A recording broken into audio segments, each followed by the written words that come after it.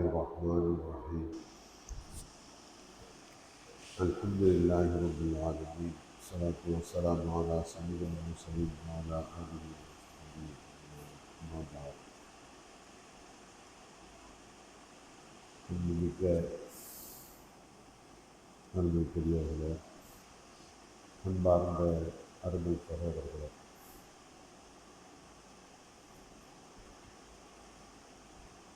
மிக்க ரமலான் மாதம்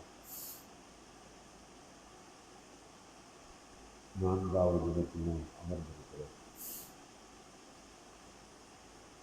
இந்த ரமலான் மாதத்தில் நாம் அடைய வேண்டிய பாக்கியங்கள் எவை, அவற்றை அடைவதற்குண்டான வழிமுறைகள் எவை என்பதை திரும்ப திரும்ப நாம் ஞாபகப்படுத்திக் கொண்டே இருக்கிறோம். கவனக்குறைவாக இருந்தால் ரமலானில் அடைய வேண்டிய பாக்கியங்களை அடைய முடியாமல் போய்விடும். கடைப்பிடிக்க வேண்டிய வழிமுறைகளை கடைப்பிடிக்காமல் போனாலும் தவறி போய்விட்டால் சாதாரண நஷ்டமல்ல, பெருமானாருடைய வார்த்தையில் சாபத்துக்குரியவன் என்ற பெயரை பெறுகிறது. சாபத்துக்குரியவன். ஆகவே ரமலானில் நாம் பெற வேண்டிய பாக்கியங்களையும் அவற்றை அடையக்கூடிய வழிமுறைகளையும் திரும்ப திரும்ப நாம் சிந்தித்துக் கொண்டே இருக்கிறோம். ரமலானில் அடைய வேண்டிய முதல் பாக்கியம் நம்முடைய வாழ்நாளில் நிகழ்ந்துவிட்ட பாவங்களுக்குண்டான மகசரத்து என்ற மன்னிப்பு. எப்படியாவது அல்லாஹ்விடத்தில் மன்னிப்பை பெற்றுள்ளது. 2, நிகழ்கால வாழ்க்கையை அல்லாஹ்வுக்கு பொருத்தமான வாழ்க்கையாக, தக்வா என்ற இறையச்சத்தின் அடிப்படையில் அமைந்த வாழ்க்கையாக நம்முடைய வாழ்க்கையை அமைத்துக் கொள்ள வேண்டும். அதற்கு தேவையான தக்வா என்ற இறையச்சம், அதையும் அடையும். 3, மௌத்துக்கு பிந்திய மறுமை வாழ்க்கையை அச்சமற்று சந்திப்பதற்கு தேவையான நரக விடுதலை. இந்த 3ஐயும் நாம் எப்படியாவது பெற்றாக வேண்டும். இவற்றை பெறுவதற்குண்டான வழி என்ன? முதல் வழி, இந்த ஒரு மாதம் எல்லா வகையான பாவங்களை விட்டும் எச்சரிக்கையாக ஒதுங்கி இருக்க வேண்டும். 2, அல்லாஹ் நம் மீது எவற்றை ஃபர்லாக்கி இருக்கிறானோ அந்த ஃபர்லான வணக்கங்களுக்கு முக்கியத்துவம் கொடுத்து அவற்றை முறையாக நிறைவேற்ற வேண்டும். அல்லாஹ் ஃபர்லாக்கி இருக்கிற வணக்கம், அறிவாளி கொள்கை, ரமலானுடைய நோன்பு, ஜக்காத்து, தௌஹீத் என்ற ஏகத்துவம், இதையெல்லாம் பார்த்தோம். அடுத்து 3வது, இந்த ரமலானில் நாம் செய்ய வேண்டிய 3வது அமலை பற்றித்தான் இன்று நாம் பார்க்க போகிறோம். பாவங்களை விட்டு ஒதுங்குவது, பரந்தான வணக்கங்களை நிறைவேற்றுவது. 2க்கு பின்பாக நமக்கு கணிசமான நேரம் நம் கையிலே இருக்கு. ஏன் தெரியுமா? பரந்தான வணக்கம் என்பது நீண்ட நேரத்தை எடுத்துக்கொள்ளாத குறுகிய நேரம் தான். சுபஹ் 2 ரக்காத்து, லுஹர் 4 ரக்காத்து, கணக்கு பக்கத்தில் மொத்தம் ஃபர்து 17 ரக்காத்து. ஃபர்து தொழுகை மொத்தம் 17 ஒரு நாளைக்கு. இந்த 17 ரக்காத்துக்கள் தொழுவது போக மீதமுள்ள நேரம் கணிசமான நேரம் இருக்கிறது. அத்தோடு நாம் ஹராமான பாவங்களை விட்டு எச்சரிக்கையாக ஒதுங்குகிறோம். இன்னும் நமக்கு நேரம் அதிகமாக இருக்கும். மற்ற காலங்களில் நம்முடைய பெரும்பாலான நேரம் எதிரே பாழாகி போகிறது என்றால் ஹராமான விஷயங்கள் தான். செல்போன் பார்த்து கொண்டே இருப்பார். எத்தனை மணி நேரம்? 3 மணி நேரம், 4 மணி நேரம். சிலரை பற்றி நாம் கேள்விப்படுகின்றோம், இரவில் 2 மணிக்கு தான் தூங்குவாராம், 3 மணிக்கு என்ன செய்வார்? ஃபோன் பார்த்து கொண்டே இருப்பார். அங்கே வருவது என்ன? திருக்காட்சியா? ஆபாசம் தான் அத்தனை. ஆக ஹராம். அதே போன்று சிலரை பார்த்தால் கேளிக்கை விளையாட்டுகளுக்கு போவார்கள், கேளிக்கைக்குரிய இடங்களுக்கு போவார்கள், தீய நண்பர்களோடு பழகுவார்கள், செய்திகள் பரிமாறுவார்கள். எப்போது ரமலானில் நாம் செய்ய வேண்டிய முதல் வணக்கம் ஹராமான அத்தனை பாவங்களில் இருந்தும் எச்சரிக்கையாக ஒதுங்கி இருப்பதுதான் முதல் வணக்கம் என்று நாம் பார்த்து விட்டோமோ, இப்போ ஹராமான விஷயத்தை விட்டு ஒதுங்கும் போது கணிசமான நேரம் நமக்கு கிடைக்கும். நிறைய நேரம் கிடைக்கும். பருந்து கொஞ்சம் நேரம், அது முடிந்ததுக்கு ஹராமை விட்டு ஒதுங்கி விட்டோம், நீண்ட நேரம் கிடைக்கும். இந்த நீண்ட நெடிய நேரத்தை நாம் எங்கே முதலீடு செய்வது, நாம் எந்த காரியத்தில் அதை செலவு செய்வது, அதுதான் 3வது வணக்கம். அன்புக்குள்ளே, நாம் ரமலானில் நம்முடைய நேரத்தையும் காலத்தையும் பொழுதையும் நாம் செலவு செய்ய வேண்டியது ஃபர்லை விட கூடுதலாக அல்லாஹ் நமக்கு வணக்கம் என்று எவற்றை ஏற்படுத்தி கொடுத்திருக்கிறானோ அந்த வணக்கங்களில் நாம் அதிகமாக செலவு செய்ய வேண்டும். பரலான வணக்கம் என்றால் கண்டிப்பாக செய்தே தீர வேண்டும். தவறினால் தண்டனைக்கு நாம் ஆளாகுவோம். அல்லாஹ் கடுமையாக தண்டிப்போம். நஃபிலான வணக்கம் அப்படி அல்ல. செய்தால் நற்கூலி உண்டு, இல்லை என்றால் அந்த பாக்கியம் நமக்கு கிடைக்காது. இதுதான் நஃபிலான வணக்கம். இப்படிப்பட்ட வணக்கங்களில் ரமலான் மாதத்தில் அதிகமாக நாம் நேரத்தை செலவிட வேண்டும்.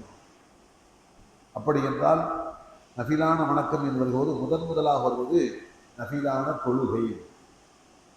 தொழுகை இருக்கிறது.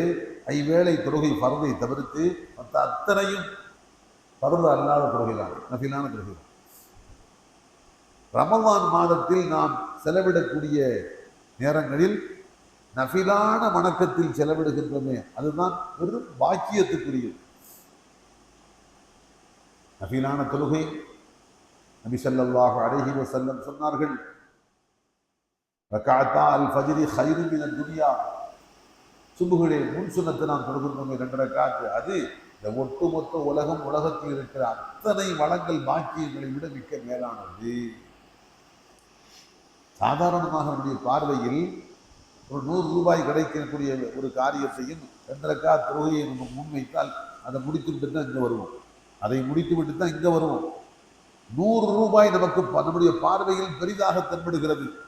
ஆனால் உண்மையில் என்னவென்றால் 100 ரூபாய் அல்ல, இந்த ஒட்டுமொத்த உலகத்தையே நமக்கு பட்டயம் போட்டு கொடுத்தாலும் சரி, இந்த உலகத்தில் உள்ளும் புறமும் இருக்கின்ற மாணிக்க மரகதங்கள் எல்லா செல்வங்களையும் ஒட்டுமொத்தமாக நமக்கு சொந்தமாக்கி கொடுத்தாலும் சரி, அதை விட பெரும் பாக்கியம் 2 ரக்அத் என்று நமக்கு அல்லாஹ் விளங்க வைக்கிறார்.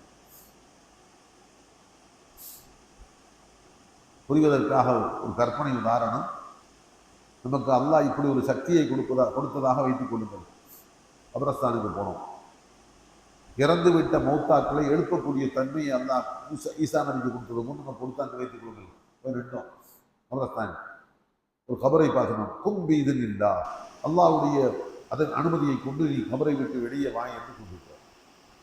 அவரும் வெளியே வந்தார். கற்பனை எல்லாம் வந்தவுடன் அவரிடத்தில் நாம் கேட்கிறோம், நீ என்ன பிரியப்படுகின்றாய் என்று கேட்கிறோம். என்ன சொல்லுவார்? என்னுடைய அன்பான மனைவியை பார்க்க வேண்டுமா? இல்லை. கண்மணியான என்னுடைய பிள்ளைகளை பச்சிலம் பாலகங்களாக விட்டு சென்றேன், அந்த பாலகங்களை பார்க்க வேண்டும் என்ற ஆசையா? இல்லை. ஆசையாக கட்டினேனே வீடு, அந்த வீட்டை பார்க்க வேண்டுமா? இல்லை. கடும் சிரமத்துக்கு பின்பாக தேடி சேர்த்தேனே நிலபுலன்கள், தோட்டந்தரவுகள், அவற்றை பார்க்க வேண்டுமா? இல்லை. உலகத்தில் நான் வகித்தேனே பெரும் பதவிகள், அந்த பதவியில் சென்று அமர வேண்டுமா? இல்லை. ஒரு பெண்ணாக இருந்தால் பல்லாயிரக்கணக்கான பவுன் நகைகளை சேர்த்து வைத்தாலே அந்த நகைகளை பார்க்க வேண்டுமா? இல்லை. உலகத்தில் அரசனாக, அவன் இறந்தவன் அரசனாக இருந்தால் கூட என்னுடைய ஆட்சியை பார்க்க வேண்டுமா? அரசு பீடத்தில் சென்று அமர வேண்டுமா என்று கேட்டால் இல்லை. என்ன ஆசை? மனைவியையோ பிள்ளையையோ வீடு வாசல் தோட்டம் பிறகு சொத்து சுகம் பட்டம் பதவி, உலகத்துக்கு எதையுமே ஆசைப்படவில்லை. என்ன ஆசைப்படுவார்? ஒரு 2 ரக்அத் தொழுவதற்கு வாய்ப்பு கிடைக்கணும். ஒரு 2 ரக்அத் தொழுவது, ஒரு சுப்ஹானல்லாஹ் சொல்லணும், கொஞ்சம் குர்ஆனை ஓதணும், காசு பணம் இருந்தால் அதை எடுத்து தர்மம் செய்யணும். இதுக்கு வாய்ப்பு கிடைக்குமா? 2 ரக்அத் தொழுகை என்பது கபரில் இருந்து எழுந்து வந்த அந்த மனிதனை பொறுத்த மட்டில் இந்த உலகத்தில் இருக்கிற எல்லா பாக்கியங்களை விட மேன்மையானது என்பது அவன் அப்போது புரிந்திருப்பான். நாம இன்னும் நிலத்துக்கு போல, அவங்க புரியலை. உங்களுக்கு சும்மா அற்பமா துச்சமா தெரியும்.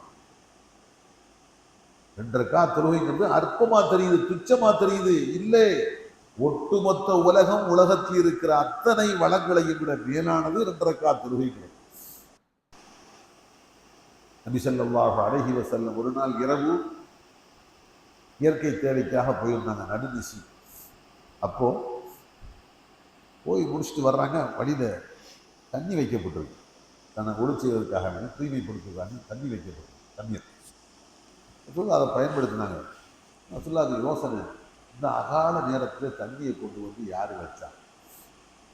நான் சொல்ல யாருமே தெரியும். தண்ணி போனால் இந்த மாதிரி ஒரு சின்ன பையன், இந்த மாதிரி ஒரு சின்ன பிள்ளை ரொம்ப அடக்க ஒடுக்கமாக உரமாக ஒதுங்கி நிற்கிறார். அவர் தான் தண்ணி வச்சவர், சின்ன பிள்ளை வச்சு விட்டு நான் தான் வச்சனோட சொல்ல பெருமையா, ரொம்ப அடக்கமாக நிற்கிறார். நபிசுல்லாஸ் அந்த பிள்ளையினுடைய அந்த கோலத்தை பார்த்தோன்னே ரொம்ப முகப்பத்து, ரொம்ப உகப்பாயிருச்சு. அப்போ கேட்டாங்க சொல்லா, சல் தோழரே நீங்க என்ன விருப்பமோ கேளுங்க. சிறுவர் நீ விருப்பத்தை கேளுங்க. சாதாரண என்ன எதிர்பார்ப்போம் சிறு பிள்ளைகள்கிட்ட, உனக்கு என்ன விருப்பம் கேளுன்னு சொன்னா ஏதாச்சும் உண்ணுகின்ற பொருளை சொல்லி, அந்த பிஸ்கட் வேணும், சாக்லேட் வேணும், அந்த ஹல்வா வேணும், இதில் அது கொஞ்சம் வரமான பிள்ளையா இருந்தால் சைக்கிள் வாங்கிட்டாங்க, ஒரு பைக் வாங்கிட்டாங்க, அப்புறம் வாகனத்தை வாங்கி கேட்பார். அது வேற ஏதோ ஒரு பொருள், அவர் புதிய பிள்ளைகள் இந்த பொருளை வாங்கி கேட்பார். இதுதான் சாதாரண பழக்கம்.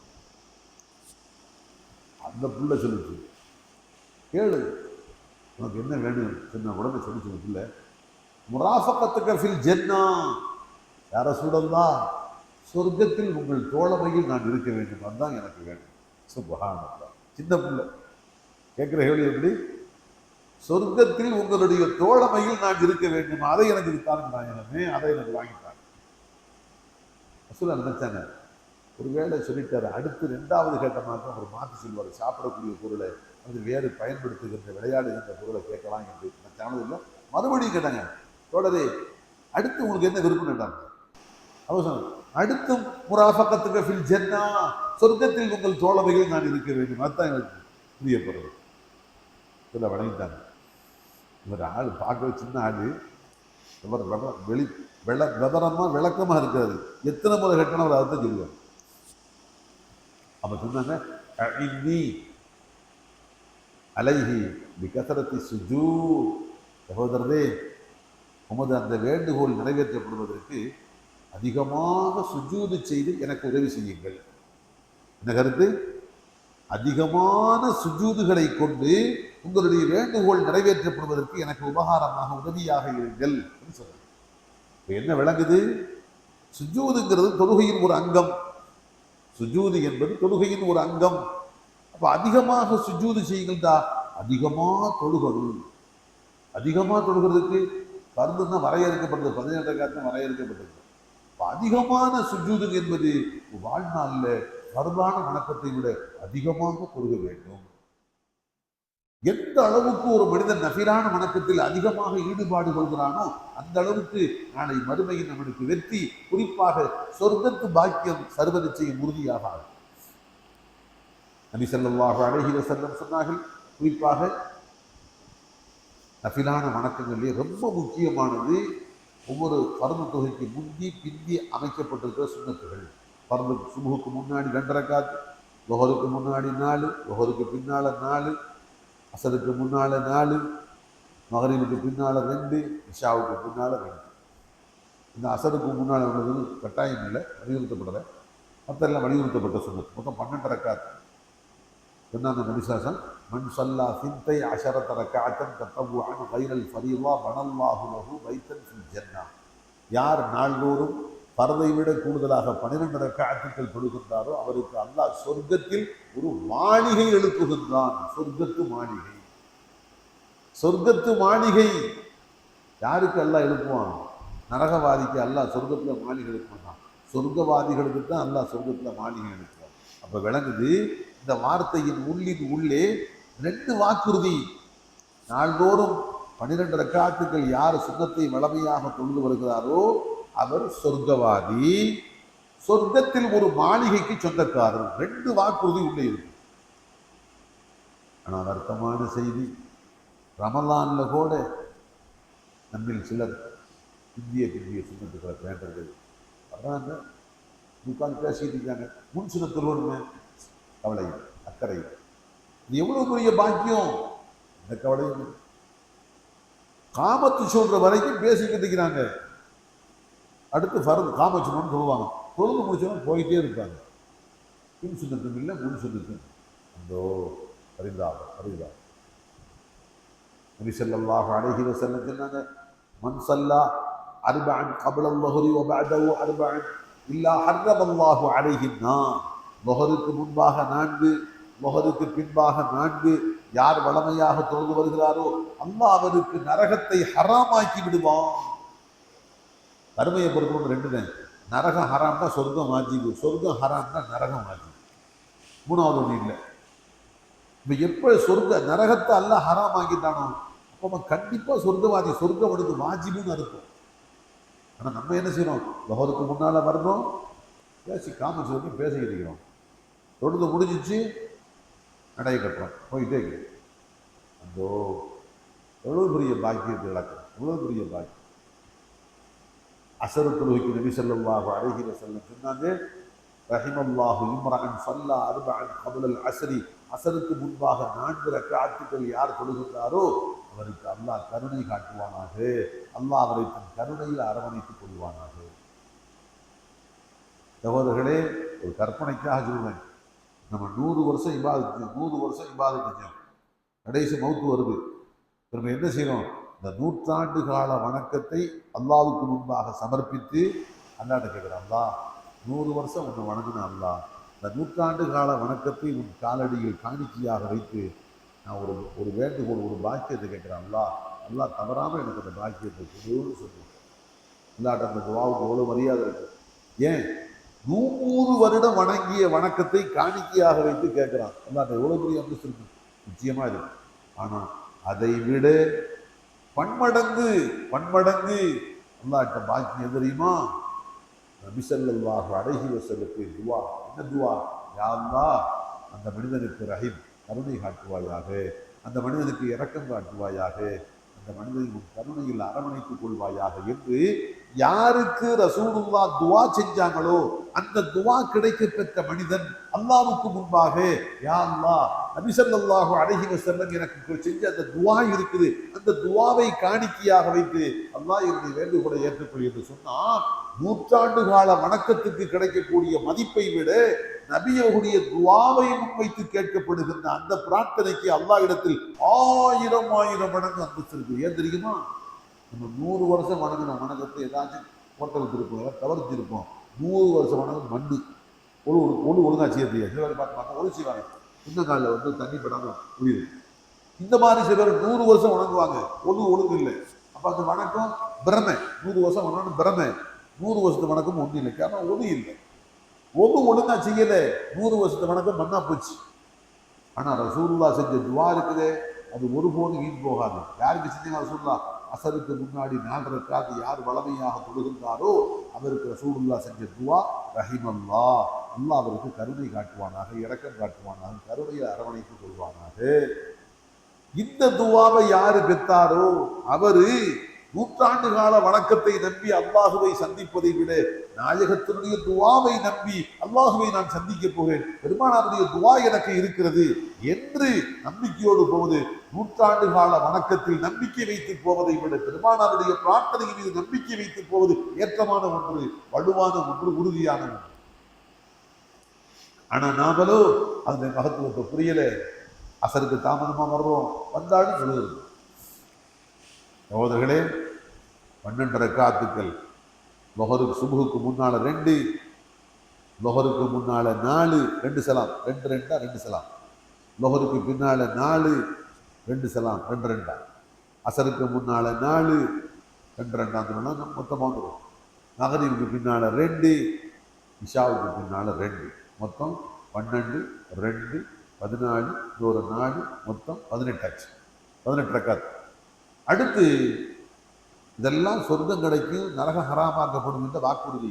இன்னும் ஒரு தொழுகை இருக்குது, அது கண்டிப்பா தொழுதே தீரணும். தொழுகாட்டா நாளைக்கு நபி ஸல்லல்லாஹு அலைஹி வஸல்லத்துக்கு பின்னாடி நானும் ரசூலுல்லாஹி உம்மத்து தான் என்று உரிமையோடு போய் நிற்க முடியாது. உரிமையோடு நிற்கக்கூடிய பாக்கியம் பெற்றாதான் சொர்க்கத்துக்குள்ள போக முடியும். எப்ப ரசூலுல்லாஹுடைய உம்மத்து என்ற அந்த பாக்கியத்தை இழந்து விரட்டி அடிக்கப்படுவோமோ, மலாயிகத்து மகன்களை விரட்டி அடிப்பார்களோ, அப்புறம் எப்படி நம்ம மறுமையினுடைய பாக்கியத்தை பெற முடியும்? அது என்ன சொல்லுது? அல்வித்ரு ஹக்குன் அல்வித்ரு ஹக்குன் அல்வித்ரு ஹக்குன் வமல்லம் யூத்திர் ஃபலைஸ மின்னா. வித்ரு கட்டாயம் கட்டாயம் கட்டாயம், யார் வித்ரு தொழவில்லையோ அவன் என்னை சார்ந்தவன் இல்லை. வித்ரு எப்போ தொழணும்? இஷா தொழுது முடிச்சு விட்டு 2 ரக்காத் சுன்னத்தொழுது, சுன்னத்தொழுது முடிச்சு விட்டு அடுத்து 3 ரக்காத் வித்ரு தொழுவோம். குறைஞ்சது வித்ரு தொழுக 3 ரக்காத் தொழுவோம். இந்த வித்ரு கட்டாயம் தொழுகணும், கட்டாயம் தொழுகணும். ரமலான் மட்டுமல்ல, வருடம் முழுவதும் தொழுக வேண்டும். இதுக்கு ரசூலுல்லாஹ் எந்த அளவுக்கு அழுத்தம் கொடுத்தாங்க? தொழுகளே, அவர் என் உம்மத்தை சார்ந்தவர் இல்லை. ரசூலுல்லாஹ் யாரை பற்றி என் உம்மத்தை சார்ந்தவர் இல்லைன்னு சொல்றாங்களோ அவருக்கு கதி என்ன தெரியுமா? நாளைக்கு ரசூலுல்லாஹ் சொர்க்கத்துக்கு போகும்போது என்னை சார்ந்தவர் என்று பெருமானார் யாரை பற்றி சொன்னாங்களோ அவங்களெல்லாம் ரசூலுல்லாவுக்கு பின்னாடி உரிமையோடு அணிவகுத்து சொர்க்கத்துக்குள்ள போவாங்க. ரசூலுல்லாஹ் போகும்போது சேர்ந்து போவாங்க. ஆனால் யார் என்னை சார்ந்தவர் இல்லை என்று சொன்னாங்களோ அவர் அங்கே நிற்க முடியாது. நின்றாலு காதை பிடிச்சி மலக்கு வெளியேற்றுவாங்க. இவோ உனக்கு ரசூலுல்லாஹ் நீ என்னை சார்ந்தவன் இல்லை என்று சொன்னாலே அந்த கூட்டம் நீ போ. ஏன் வித்துடு தொழுவ? யார் வித்துடு தொழுவ இல்லையோ அவன் என்னை சார்ந்தவன் இல்லைன்னு சொன்னாங்க, வெளியே போ. இன்னொரு ஹதீஸ் வருது, மல்லம் யர்ஹம் ஸகீரனா வலம் யுலக்கிர் கபீரனா ஃபலைஸ மின்னா. தன்னை விட வயதில் குறைந்த சிறுவர்களுக்கு இரக்கம் காட்டுவதில்லை, தன்னை விட வயதில் மூத்தவர்களுக்கு கண்ணிய மரியாதை செய்வதில்லை, அவன் என்னை சார்ந்தவன் இல்லை. சில பேர் சிறு பிள்ளைகள்கிட்ட மூர்க்கத்தனமா நடக்கிறது, வயசுக்கு மூத்தவங்கள்ட்ட அவமரியாதையா நடக்கிறது, அது பெரிய சாதனை நினைக்கிறது. சாதனை இல்லை, நீ உன்னையே நாசமாக்கி கொள்ற. தன்னை விட வயதில் இளையவரிடத்துல கண்ணியம், அவங்களோட பரிவோடும் கருணையோடும் இரக்கத்தோடும் நடக்கணும். தன்னை விட வயசுல மூத்தவங்கள்ட்ட மரியாதையோடும் கண்ணியத்தோடும் நடக்கணும். அப்படி நடந்தா தான் நாளைக்கு நபி ஸல்லல்லாஹு அலைஹி வஸல்லத்துக்கு பின்னாடி ரசூலுல்லாஹி உம்மத்து என்ற உரிமையோடு போய் நிற்க முடியும். இல்லை என்றால் நிற்க முடியாது. மன் ஹஷ்ஷ ஃபலைஸ மின்னா. யார் கலப்படம் செய்கின்றானோ அவன் என்னை சார்ந்தவன் இல்லை. ஒரு வியாபாரி அரிசியோடு கொண்டு போய் கல்ல கலக்கிறான், பருப்புல வேற ஒரு குவாலிட்டி அவங்க கலக்கிறாங்க.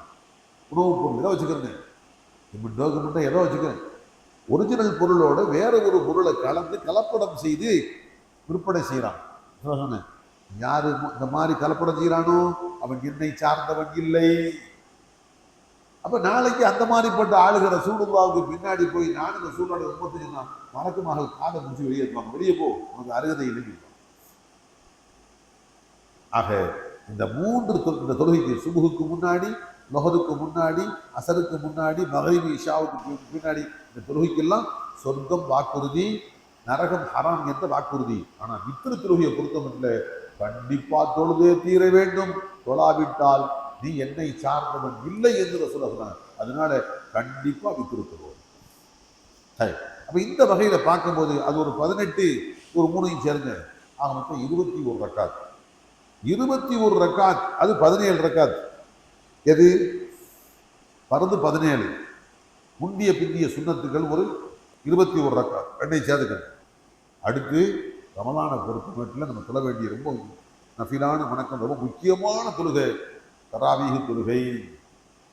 தராவீஹ் தொழுகை நீங்கள் எவ்வளோ வேணும் 20 ரக்காத் நீங்கள் தொழுங்க, நீங்கள் 8 ரக்காத் தொழுங்க, அதை பற்றி பேசுங்க.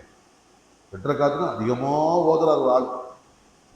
குர்ஆனு 20 ரக்காத்து எவ்வளோ ஓதுறோம் அதை விட அதிகமாக ஒரு ஆள் ஓதுறாரு 8 ரக்காத்து. அல்ஹம்துலில்லாஹ், தப்பில்லை. ஒரு ஆள் 8 ரக்காத்து என்ன ஓதுவாரோ அதைத்தான் பிரித்து ஓதுறாரு 20 ரக்காத்து, தப்பில்லை. 8 ரக்காத்து தொழுதாலும் சரி, 20 ரக்காத்து. சஹாபாக்கள் 40 ரக்காத்து தொழுதிக்காங்க. சில பேர் 40 ரக்காத்து தொழுகலாம், 13 ரக்காத்து தொழுதிக்காங்க சஹாபாக்கள் தொழுகலாம். எல்லாமே அனுமதிக்கப்பட்டது. முக்கியம் என்னண்டா, கணிசமான அளவுக்கு குர்ஆன் ஓதும், கணிசமான நேரம் அல்லாஹ்வுடைய வணக்கத்தை கிடைக்குது. சும்மா 8 ரக்காத்து சும்மா போலி வத்தமாக கொத்திட்டு அரை மணி நேரத்துக்கு முடிச்சுக்கிறாங்க. அது ஏமாற்று வேலை, அது ஏமாற்று வேலை. அதிகமாக ஓதுவேன் என்று சொன்னால் ரக்காத்துக்களை குறைத்துக் கொள்ளுங்கள். குறைவாகத்தான் ஓத முடியும், நீண்ட நேரம் ஓத முடியும். அப்போ ரக்காத்துக்களை கூட்டிக் கொள்ளுங்கள், அதிகமாக்கிக் கொள்ளுங்கள். நபி ஸல்லல்லாஹு அலைஹி வஸல்லம் வரையறுத்து சொல்லவே இல்லை. ரமதான்லையா தராவீஹ்லையா இவ்வளவுதான் திருவள்ளுக்கு வரையறுக்கவே இல்லை. 8 தான், அதுக்கு மேலே சொல்லக்கூடாது, 20 தான், அதுக்கு மேலே கூட்டக்கூடாது, குறைக்கக்கூடாது அப்படிலாம் சொல்லவே இல்லை. நபி ஸல்லல்லாஹு அலைஹி வஸல்லம் வார்த்தை என்னது? மன் சல்லா மஅல் இமாமி ஹத்தா யன்சரிஃப குதிப லஹு கியாமுல் லைலா.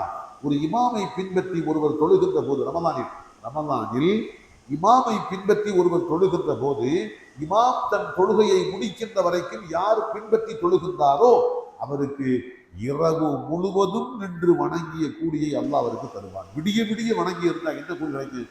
அந்த கூலி கிடைக்கும். எப்போ? இமாம் தொழுகையை முடிக்கிற வரைக்கும் தொழுவணும். தொழுகை நடந்துருக்கு, 8 ரக்காத்து முடிஞ்சதுன்னு ஒரே ஓட்டம். நீ என்ன சொல்ற? நீ என்ன விளங்கின மார்க்கத்தை? இமாம் தொழுகை என்ன முடிக்கலையே, அவர் 20 ரக்காத்து தொழு கடைசி வரைக்கும். இமாம் 8 ரக்காத்து தொழுதாரா, அல்ஹம்துலில்லாஹ் முடிச்சுக்க, இமாம் முடிச்சுட்டார், நீ முடிச்சுக்க, பிரச்சனை இல்லை. இமாம் எவ்வளவு நேரம் தொழுகின்றார், எத்தனை ரக்காத் தொழுகின்றார், இமாம் எப்போது தன் தொழுகையை முடிக்கின்றார், அது வரைக்கும் அந்த இமாமை பின்பற்றிய கடைசி வரைக்கும் நிற்கிறது. அப்படி நின்றால் அவருக்கு கிடைக்கக்கூடிய பாக்கியம் இரவு முழுவதும் நின்று வணங்கி இருந்தால் என்ன கூலியை அல்லாஹ் கொடுப்பானோ அந்த கூலியை அல்லாஹ் கொடுப்பான். அப்ப ரமதானை பொறுத்தமட்டில் முந்திய பிந்திய சுன்னத்துக்கள் மட்டுமல்ல, தராவீஹ் தொழுகைக்கு முக்கியத்துவம் கொடுக்கணும், தஹஜ்ஜத் தொழுகைக்கு முக்கியத்துவம். தஹஜ்ஜத் ரசூல் எவ்வளவு இருக்காங்க? 2 2 2 2 4 2 8, கடைசி வித்துட்டுருவாங்க. வித்துரு 3 ரக்காத், 4 2 8, வித்துரு 3, ஆக மொத்தம் 11 ரக்காத்துக்கு. இது நபி ஸல்லல்லாஹு அலைஹி வஸல்லம் தஹஜ்ஜத்ல வளமையா பேணி வந்தாங்க. ஆயிஷா ரலியல்லாஹு அன்ஹா சொல்றாங்க, தஹஜ்ஜத் தொழுகை, இரவு தொழுகை விட்டுறாதீங்க. ஏன்? நபி ஸல்லல்லாஹு அலைஹி வஸல்லம் தன்னுடைய வாழ்நாளில் தஹஜ்ஜத் தொழுகை விட்டதே இல்லை. அது எப்படி? ஊரில் இருக்கும் சொல்கிறாங்க, பிரயாணம் போயிட்டா சாதாரணமாக தொழுதுருப்பாங்க, போர்க்களத்துக்கு போயிட்டா ஆரோக்கியமாக தொழுதுருப்பாங்க, நோய்வாய்ப்பட்டுட்டா உற்சாகமாக தொழுதுருப்பாங்க, ரொம்ப சோர்வடைந்திருந்தா, மறந்துட்டா, தூங்கிட்டா. ஆஷா சொன்னார், நபி ஸல்லல்லாஹு அலைஹி வஸல்லம் ஊரில் இருந்தாலும் தொழுவார்கள், பிரயாணம் போனாலும் தொழுவார்கள், சாதாரணமாக இருந்தாலும் தொழுவார்கள், போர்க்களத்துக்கு போனாலும் தொழுவார்கள், ஆரோக்கியமாக இருந்தாலும் தொழுவார்கள், நோய்வாய்ப்பட்டிருந்தாலும் தொழுவார்கள், நிற்க முடியிருந்தால் நின்று தொழுவார்கள், முடியாவிட்டால் அமர்ந்து தொழுவார்கள், சாதாரணமாக தொழுவார்கள். ஒருவேளை மறந்து அல்லது தூக்க மிகுதியால் தூங்கிவிட்டால் விடுபட்டு போன அந்த 11 ரக்காத்தை காலை விடிந்து லொஹருக்கு, அந்த சுபுகுக்கும் லொஹருக்கும் இடைப்பட்ட அந்த நேரத்தில் 12 ரக்காத்துக்களாக ரசூலுல்லாஹ் கலா செய்வார்கள். நைட்டில் தொழுதா 11, அது விடுபட்டு போச்சுன்னா அது கலா செய்யும் போது 12ஆக போவாங்க. நைட்டில் தொழுதா 11, அதையே விடுபட்டு போய் பகலில் தொழுதா 12ஆக, இரட்டைப்படையாக, அவங்க ஒற்றைப்படையாக தொழுகும் தொழுகையை இரட்டைப்படையாக தொழுகும். அப்போ நபி ஸல்லல்லாஹு அலைஹி வஸல்லம் இந்த இரவு தொழுகையை விட்டதே இல்லை வாழ்நாளில். அந்த அளவுக்கு முக்கியத்துவம் கொடுத்தாங்க.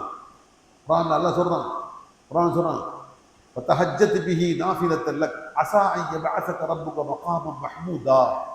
நபியே, நஃபிலான கூடுதல் முறையில் ஐவேளை தொழுகையை தாண்டி கூடுதலாக நீங்கள் தஹஜ்ஜத் தொழுது வாருங்கள். ஏன்? அஸா அன் யபஅஸக ரப்புக மகாமன் மஹ்மூதா, மகாமி மஹ்மூதா என்ற ஒரு திருத்தலம் இருக்கிறது, மறுமையில் எழுப்பப்படுகின்ற ஆக உயர்ந்த இடம். அந்த இடத்துல ஒரே ஒரு நபர் தான் எழுப்பப்படுவார், வேறு யாருக்கும் அந்த அந்தஸ்து கிடைக்காது. அல்லாஹ் சொல்றான், அந்த பாக்கியத்தை பெற்றவராக நீங்கள் ஆகலாம், நீங்கள் இரவு தொழுகையை, தஹஜ்ஜத் தொழுகையை பேணி வாருங்கள். அப்போ சகோதரர்களே, ரமலானை பொறுத்தமட்டில் தராவீஹ் தொழுகணும், தஹஜ்ஜத் தொழுகணும். சில இடங்களில் கியாமுல் லைல்ங்கிற பேரில் அல்லது வித்ருங்கிற பேரில் நடக்குது. எவ்வளவு முடியுமோ தொழுகணும், எவ்வளவு முடியுமோ தொழுகலாம். 2 நாள் இதெல்லாம் தாண்டி உற்சாகமாக இருக்காரு, அல்லாவுக்காக 2 ரக்காத் நஃபில் தொழுவார், அல்லாவுக்காக 2 ரக்காத் நஃபில், எவ்வளவு தொழுகலாம். 200 ரக்காத்தா, 300 ரக்காத்தா, 500 ரக்காத்தா, எவ்வளோ நிதானமாக நிறுத்தி அழகான முறையில் நிம்மதியாக தொழும்.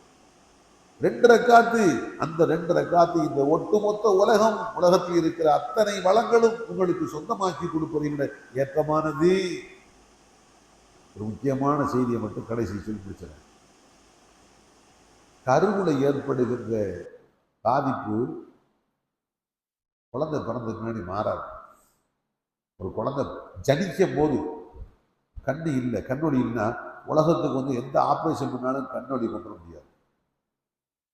கருவுலையே குழந்தைக்கு கால் ஊனமாக இருக்குது, உலகத்துக்கு முன்னாடி எந்த ஆப்ரேஷன் பண்ணாலும் அந்த ஊனத்தை மாற்ற முடியாது. உலகத்துக்கு கண்ணில் அடிபட்டுச்சு, காலில் அடிபட்டுச்சு, கை கால் எலும்பு முறிவு ஏற்பட்டுச்சு, அதை ஒழுங்கு செய்யணும். பிறவியிலேயே, பிறவி அதாவது ஜனிக்கும் போதே அதில் என்ன குறைபாடு இருந்துச்சோ அந்த குறை பிறப்புக்கு பின்பாக பெரும்பாலும் மாற்ற முடியாது. எப்படி குழந்தைக்கு தாயின் கருவறை ஜனிக்கக்கூடிய இடமாக இருக்கிறதோ, அதே மாதிரி வருடத்துக்கு ஒரு முறை நாம் ஜனிக்கின்ற ஒரு ஆன்மீக கருவறை தான் ரமலான் மாதம். இந்த ரமலான் மாதத்துல நம்ம எப்படி நடக்கிறோமோ அப்படித்தான் அடுத்து வருகிற 11 மாசம் வாழ்க்கை இருக்கு. இந்த ரமலான்ல ஹராம் விட்டு விரும்புகிறோம், 11 மாதம் அல்லாஹ் உழுகக்கூடிய பாக்கியத்தை கொடுப்பான்.